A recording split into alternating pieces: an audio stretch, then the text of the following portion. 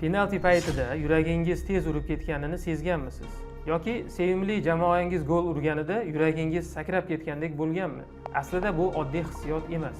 Kuchli hayajon paytida yurak urishi daqiqasiga 120-150 martagacha tezlashishi mumkin. Ayrim yurak kasalligi bor insonlarda esa bu juda xavfli. Jahon chempionati paytida millionlab insonlar futbol tomosha qiladi. Lekin ko'pchilik kechgacha uxlamaydi. Ko'p kofe ichadi, stress qiladi. Chekish yoki yog'li ovqatlarni ko'paytiradi. Natijada yurakka qo'shimcha yuklama ortadi. Shifokorlar ayniqsa yuqori qon bosimi, aritmiya, yurak ishemik kasalligi, qandli diabeti bor insonlarga ehtiyot bo'lish tavsiya qilishadi. Kuchli hissiy zo'riqish yurak urishi va qon bosimini oshiradi. Kardiolog tavsiyasi: Jahon chempionatidan zavqlaning, lekin uyquni unutmang.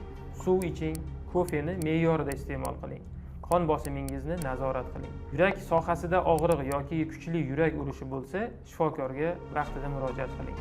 Futbol 90 daqiqa davom etadi. Yuragingiz esa butun umr siz bilan birga.